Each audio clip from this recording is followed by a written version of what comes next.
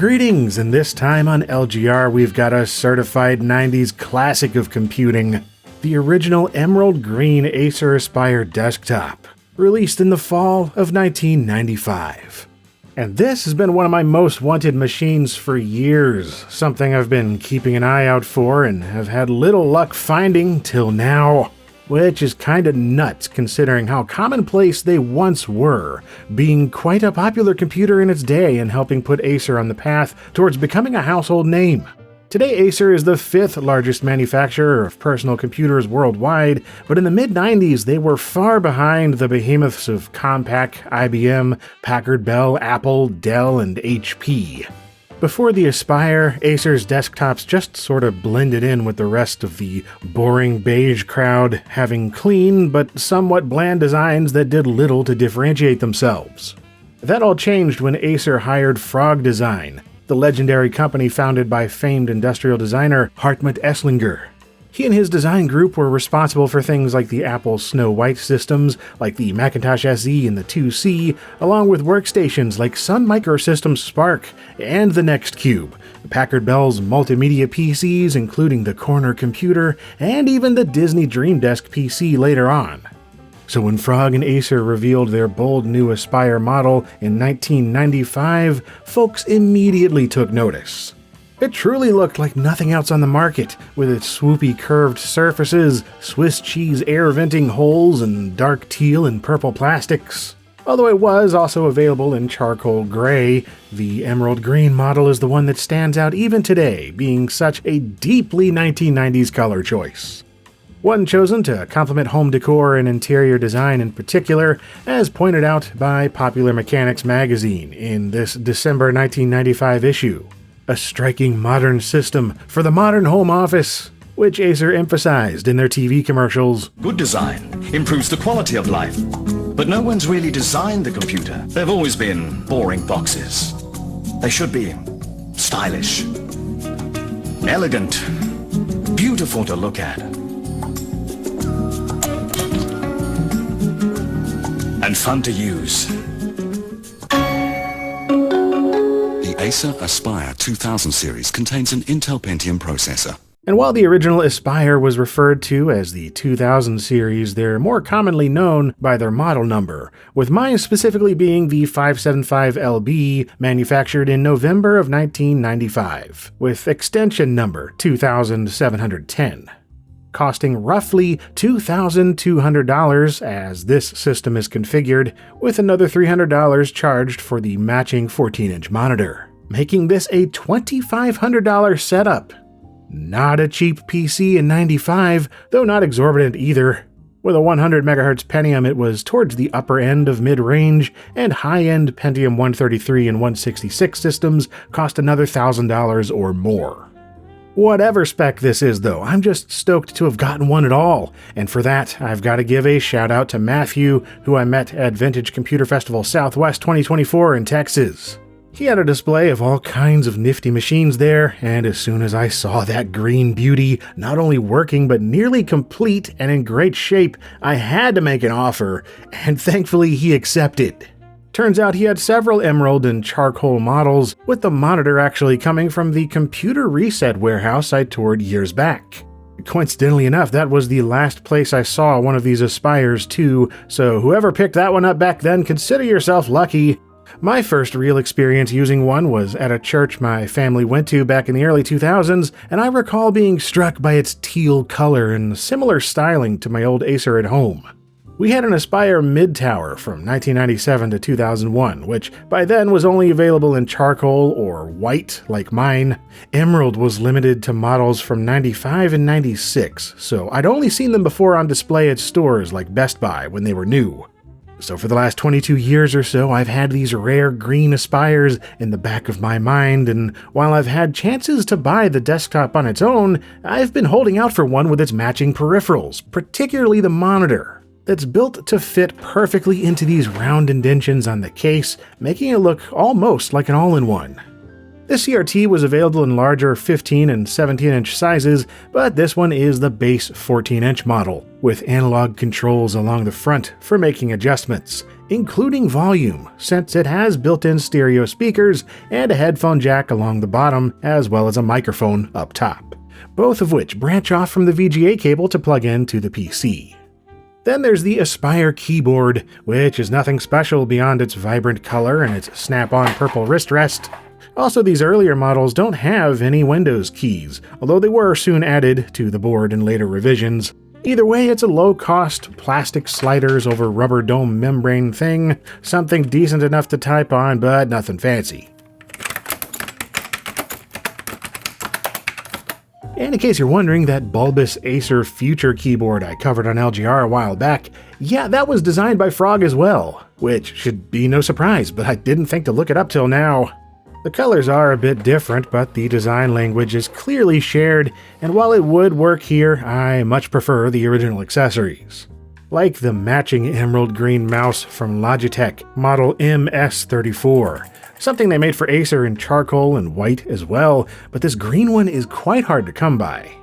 Personally, I love how it looks, but I admit it's also very much of its time and a bit of an acquired taste. The same goes for the design of the Aspire in general, if I'm honest. I think it's a gorgeous hunk of plastic, but I could also get the apprehension in accepting its unusual curves and holes. I imagine it's not for everyone. For me, though, this might be the most visually appealing Windows 95 PC I've ever owned. And it certainly scored consistently high in reviews when it was new in both the looks and value for money departments, being nominated for and winning awards from multiple magazines and publications.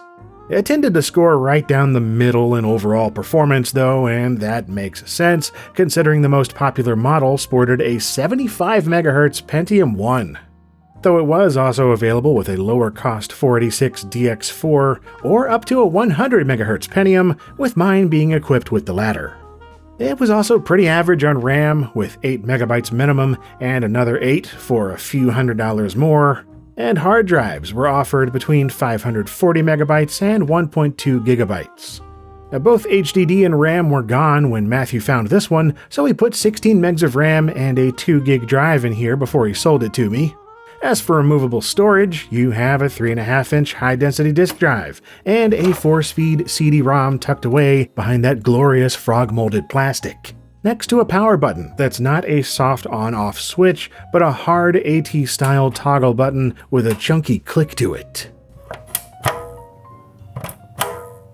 Then around back is a 150-watt AT power supply with monitor power pass-through, delightfully old-school stuff, and the motherboard I/O with color-coded PS2 keyboard and mouse ports, 2 9-pin serial ports, 1 parallel, and integrated VGA.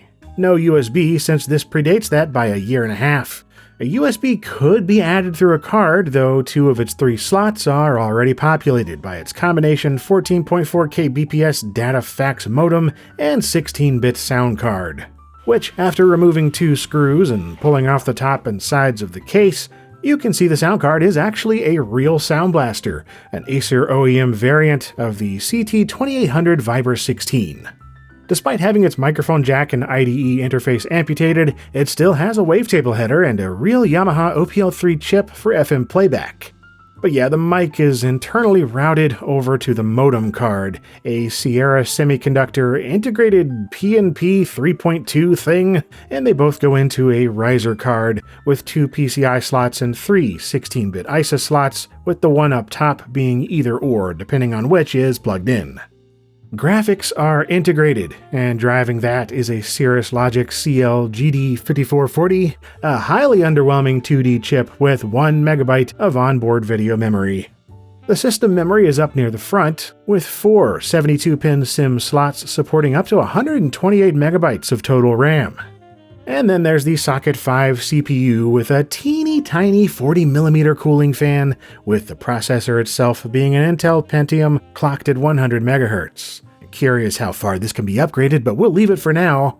To see the rest of the inside, this metal support bracket has to be unscrewed from the riser card, which reveals the AT power connector, IDE and floppy headers, the ROM chips, and an annoying Dallas clock chip, which is thankfully socketed for uncommonly easy replacement, thank balls. Then we have the hard drive, which, as mentioned earlier, has already been replaced with this 2GB Seagate, and no big surprise, after 2.5 decades, its functionality is a bit iffy, though it does sound lovely if you're into old hard drive noises anyway.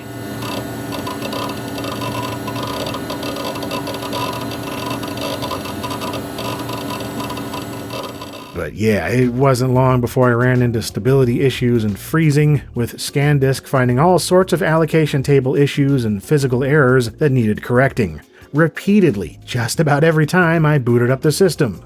So it needs replacing at some point, but I'm in no rush since it's not the original drive anyway, and there's none of the original OEM software on there, just bone stock Windows 95. That said, though, one of the big selling points of the Aspire was its, quote, 50 preloaded software and reference titles, a $1,700 value, including not only a ton of third-party games and applications, but things like Ace Desktop, something I have fond memories of with my own Aspire in 1997. I'd love to experience all that, but this didn't come with any of the discs. And while I do happen to have a 1995 Aspire System and Support Resource box, which has the restoration CD, the Acer CPR floppy went bad before I got it, and it's required to run the restore CD. There are multiple CPR floppies on Internet Archive, but after trying each one, none recognized my exact version of the restoration CD-ROM. At least it plays a fun failure tune through the PC speaker.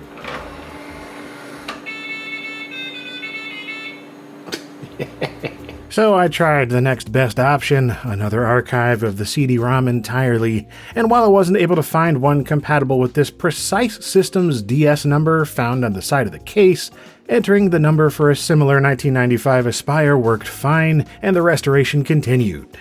Although in this case, that wonky Seagate drive caused it to take several hours longer due to all the bad sectors it had to address during formatting. But after that, it was smooth sailing, with the restoration disk containing a full installation of Windows 95 complete with all the Acer bells and whistles, including OEM software, wallpapers and screensavers, and all the device drivers, leading to a fresh from the factory multimedia experience on startup. Can you hear the music? Please adjust the volume.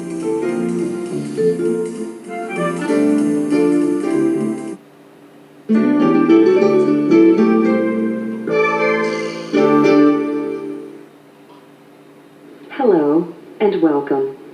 I'd like to congratulate you for successfully setting up your computer. As we speak, you are sitting in front of a powerful multimedia personal computer. Your Acer computer has virtually everything you'll need for endless hours of exciting entertainment and education. Plus, you're fully equipped to travel the information superhighway. And with our very own software ACE, the Acer Computer Explorer, you have easy access to all of your multimedia applications. The vibes, they are immaculate, and it all culminates in Windows 95 starting up for the first time, as far as this hard drive's concerned.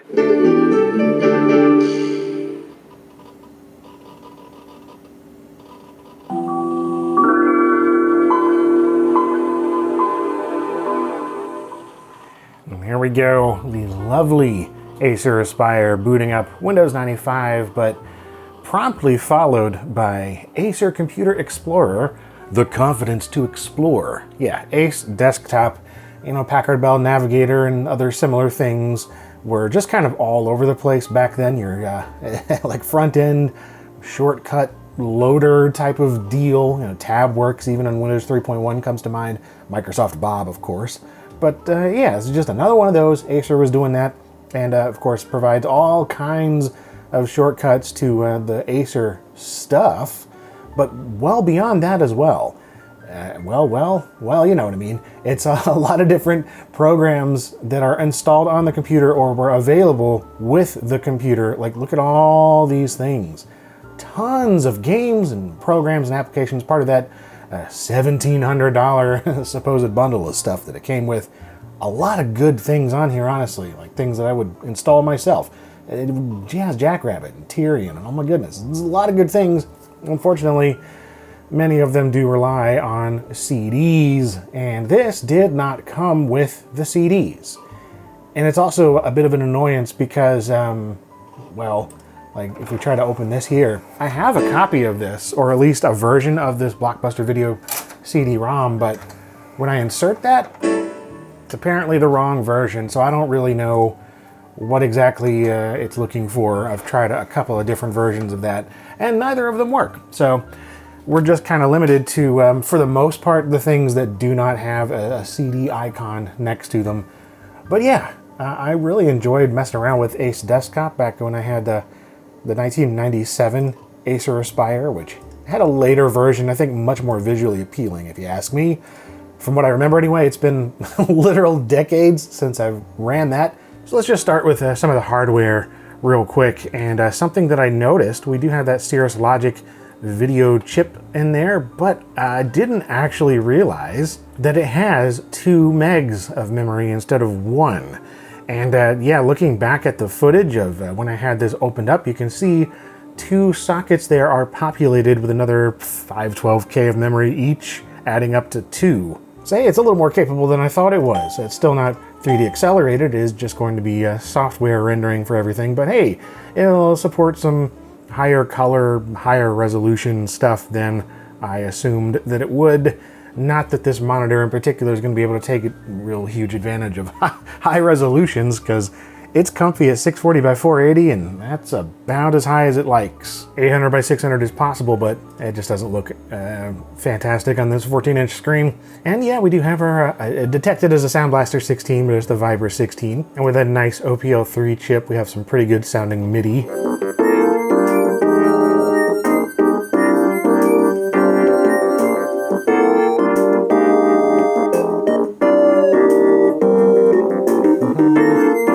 Yeah, OPL. And of course, we got that built-in microphone up top.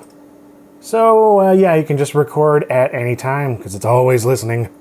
So, yeah, you can just record at any time, because it's always listening. So clear. You might be noticing this voice activation. This is something they had advertised for this computer quite a bit from just looking at old TV ads and some magazine stuff. And yeah, let's just do sample noise level. And there we go. And so now at this point, you should be able to just say some of these things and then activate your computer's functions through voice. So show start menu,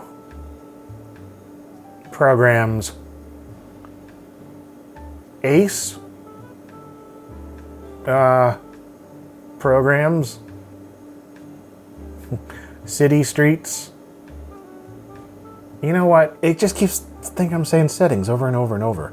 I probably need to do more training or something. Anyway, it technically can voice control your computer, sort of, kind of. Let's just open that city streets thing manually, because yeah, I think this is kind of neat. So, yeah, just these map programs that you saw so much of back in the day, and were pretty much made obsolete real quick when like MapQuest and things like that came along. But yeah, it's just one of those things I like messing around with, because it's such a small point in time where they made a lot of sense. And it pretty much is just like the streets. I don't even think you can look up any businesses or anything like that. And obviously it's not online, so it's not going to be up to date anyway, even back then. So it's just kind of a way to plan your route. Actually, I'm not even sure if you can do that. You can like measure a distance or look up individual street names and numbers and whatever. Maybe this is a little less advanced than I thought. And of course, this is right as online stuff was really starting to kick in the mainstream. You know, computers like this coming out that were fully ready to go online through dial-up. So AOL, what the heck happened to the colors? Anyway, AOL, CompuServe, NetCruiser, I don't even know what that is. Just some other browser or service option. There were so many of them. Of course, you got Prodigy, Internet Explorer, some early version of it, probably 2.0, Telephony Suite, Reuters Money. Oh man, that logo, or that image. Okay. Well, I don't actually know what this does. See, graphs for securities, research report cards, historical prices, quotes, and mutual funds. So trip maker. Okay, this is maybe what I was thinking of instead of the city streets thing. All right, so let's go from Asheville to Greensboro. Starting date and ending date. How long do they think we're going to be gone? How much do you want to drive per day? It's not even that far of a trip. Quickest or shortest or scenic? Yeah, let's just go with the scenic route. All right. Yeah, it's a 3-hour drive, basically. So this is, yeah, this is kind of cool. Of course, you need a printer to do anything with that, unless this is a laptop, but it's not. Let's see, you can't run any of those. Easy Photo, what is this? Okay, this is just your standard like digital picture manager. Also comes with lots of clip art. Exceedingly useful clip art, I gotta say. I don't know how many times I've needed a paper wad, but there it is. Well, anyway, you get the point. There is so much stuff on here. I mean, look at all of these. I did not put any of these on here. This is just straight from the factory out of the box is what you would have gotten. I mean, I did put pod on here. We'll get to that. But other than that, everything else is just what this came with. I wish I could use some of these myself. Again, I don't have the discs, though. Not for all of these. But yeah, like Great Word Adventure, Toonland, Magic School Bus. I think that's the, Solar System one. Of course, you got your encyclopedias and the Family Doctor. And then the game section. This is awesome. I did not have anything like this on my 1997 Acer. We've got Asteroids. Yeah, just from that Microsoft Return of Arcade, I think is what it was called. So just one of the titles from it.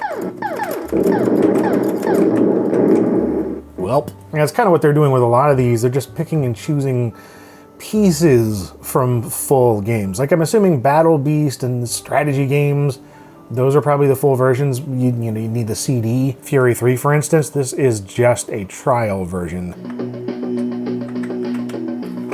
Now, if I recall, this is also included on like the it was like Windows 95 companion CD, you know? Wow. Not responsive at all. But yeah, these others like Fuji Golf and Jigsaw and Ski Free and Life Genesis, all these little bits and pieces from the entertainment packs for Windows. So they call it the custom entertainment pack here. I don't know, yeah, it's just little bite-sized bits of things to inflate the number of games and products. Like these here, like Extreme Pinball and Tyrion and Jazz Jackrabbit, those are just the shareware versions. Actually, you know what? Jazz, I think, is a little different. That Acer logo at the start. So yeah, this is the Jazz Trilogy pack. And so you could get this on CD-ROM, I think from B&N Software at like Kmart's and stuff, or at least that's where I got mine back in the day. It was, it's more than the shareware one, but it doesn't come with absolutely everything. Anyway, the fact that it came with it all is just pretty cool. Because yeah, I would have absolutely loved if my Acer came with this back then, because all I had was the shareware version for a little bit. And yeah, with that lovely Sound Blaster in there. It's good stuff. These speakers are actually pretty good too, like they get quite loud. What are you doing? I'm adjusting the volume, Jazz, don't worry about it. But yeah, it's really all this stuff with the CD beside the icon, all these CD-ROM titles. That would have been the standout. So while I don't have that pack, or the pack for this particular Acer Aspire, I do have one for a later one. And this was the pack that my computer came with back in 1997. It took me absolutely forever to find this. But yeah, there's that Windows 95 companion disc I was talking about with the CD sampler with free games. And I have the OEM version of Pod, Printmaster Gold, Let's Explore the Airport, Hunter Hunted, Encarta 97. There's the software library recovery thing, Works and Money and stuff. But yeah, this is what I wanted to bring it out for. I'm hoping that it's the same version that this is looking for, because yeah, this was a staple with Acers for a while. Oh yeah, test that glorious quad speed.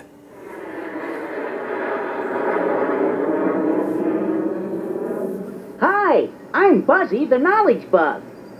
Welcome to the airport. This is a very busy place. People coming and going, planes landing and taking off. There's so much to explore at the airport, so let's get going. So yeah, this is a humongous game, but it's one of their, I forget what they call it, junior explorer kind of things, something like that. It's not really a, I mean, it's kind of a game. It's just sort of fart around and click on stuff and see what happens kind of thing. I don't know. As simple as it is, I found the atmosphere of this, the ambience quite engaging back in the day, and it's still kind of cool now. You're just exploring an airport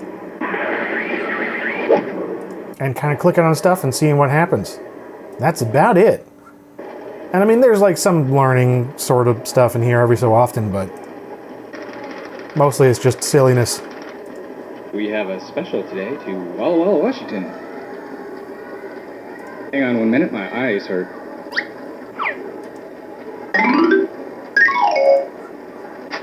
Anyway, that's all this is. It's quite enjoyable. And that lovely classic Acer background. Let's move on to some other things of my own that I just want to test here. So, Pod, even though this is a showcase really for MMX and early 3D accelerators, I'm just using the regular non-MMX software rendering. It's too bad, really, because the whole thing started out so well. Was one of the most successful new planets. Even the little FMV intro video here really struggles.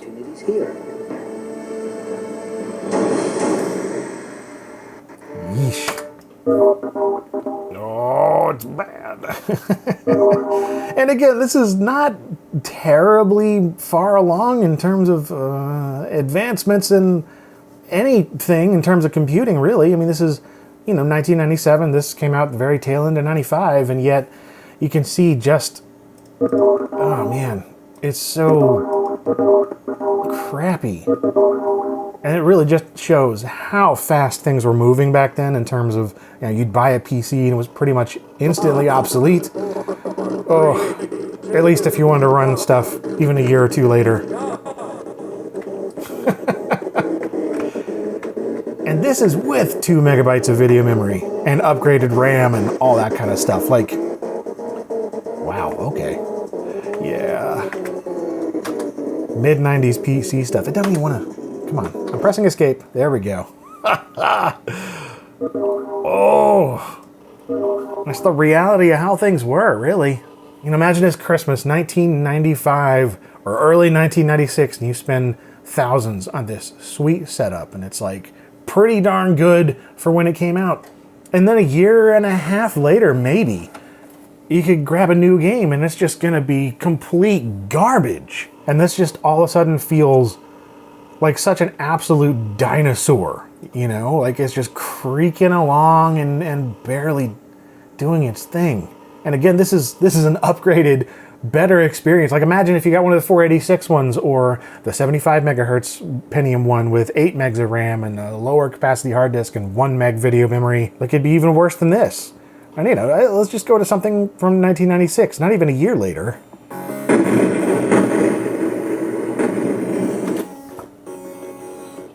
And immediately it is struggling.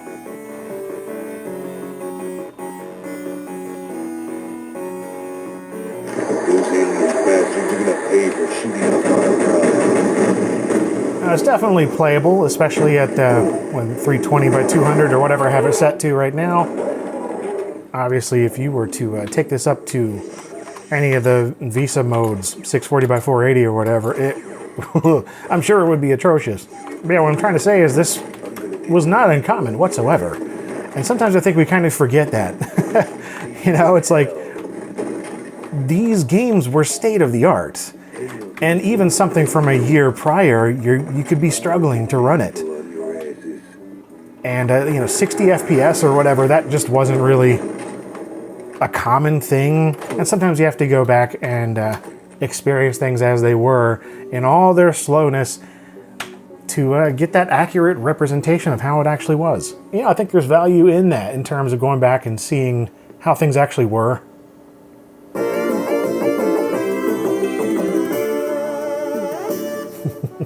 You know, it's just so common now to go for the ultimate old school PC setup, something way faster than anyone had back in the day to run your 90s DOS and Windows 95 games. And that's a ton of fun. I've done that plenty myself over the years, especially if you didn't have the resources to do it back then. It's great to explore what could have been if money was no object. But as time marches on and my interests and values shift a bit, I've found that there's legit value in revisiting this type of authentic slowness and leave it as is, you know? I find it just as enjoyable booting up and exploring the types of machines that used to be commonplace. Not only enjoyable, but historically useful, because again, the vast majority of us in the 90s weren't gaming on top-of-the-line rigs that cost as much as a dang Geo Metro.